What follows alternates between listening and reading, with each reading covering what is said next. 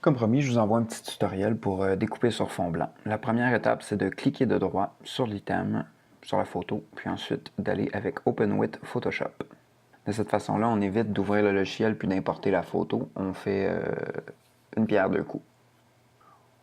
On veut aller découper le fond blanc. Bon, en appuyant sur Alt et en utilisant la roulette, on peut faire un zoom in. Ensuite, on va aller choisir notre outil de sélection automatique qui est un petit pinceau avec des pointillés. Et on va commencer à peinturer par-dessus le blanc. Voir qu'automatiquement, le blanc du fond se sélectionne automatiquement.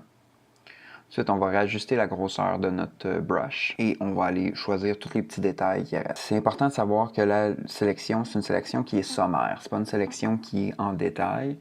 Donc, il ne faut pas se border avec tous les petits détails, tous les petits trous, parce qu'on va aller le faire avec l'outil de refining, donc pour raffiner notre sélection. Donc, l'outil de refining va être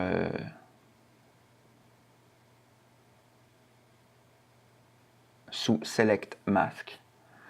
Et par la suite, on va prendre notre brush. C'est bien important d'être sur Refine Brush.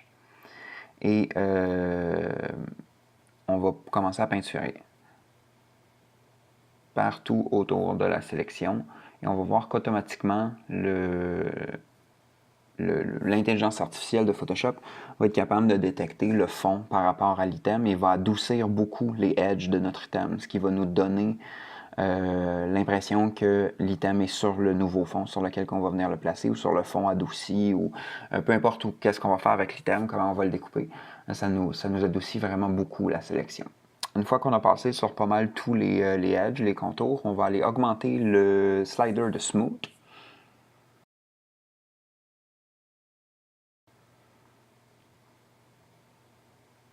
Et on va appuyer sur OK.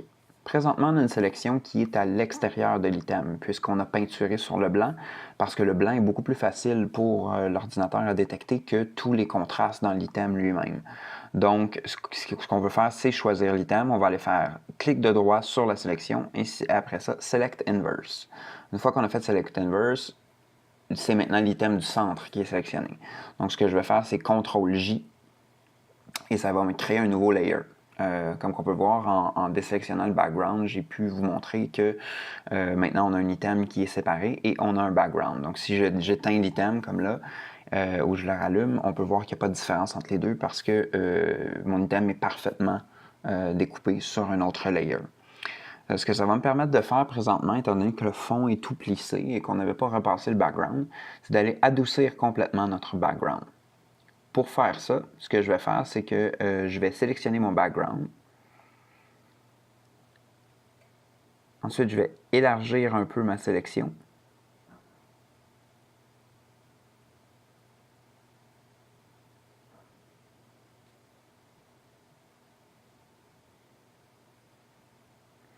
Et je vais cliquer de droit et je vais aller sur Fill pour remplir.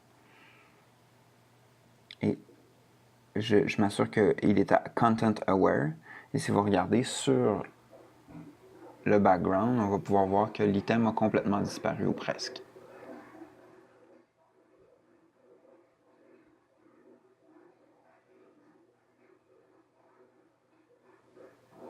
Je vais venir choisir l'ombre avec mon outil polygonal de sélection.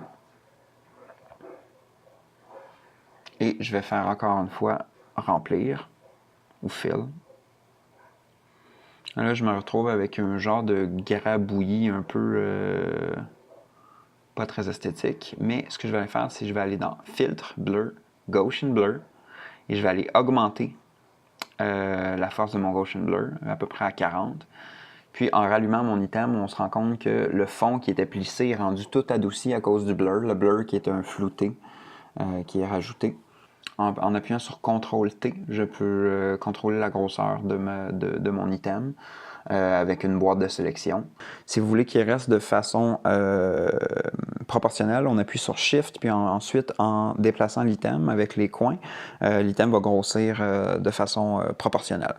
J'aimerais ça aplatir mon image, donc je vais aller faire CTRL de droit sur les layers, ensuite aplatir l'image, Flatten Image, Et je vais aller dans Filtre, Camera Raw.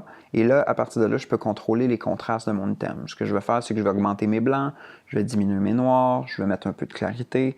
Et automatiquement, on se rend compte que l'image a un petit peu plus de punch. Présentement, vous pouvez voir que ma balance de blanc sur mon téléphone est un peu off, donc je l'ai descendu un peu de 0.7.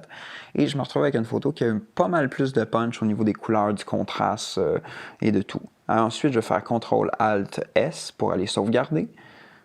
Je vais aller mettre la photo en JPEG, mettre un nom.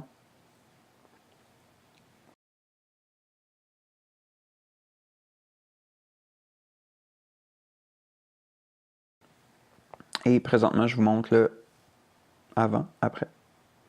Donc, on se rend compte que l'item a changé de grosseur, le fond est rendu flouté, puis j'ai beaucoup plus de punch dans mes couleurs ainsi que mon blanc. C'est tout.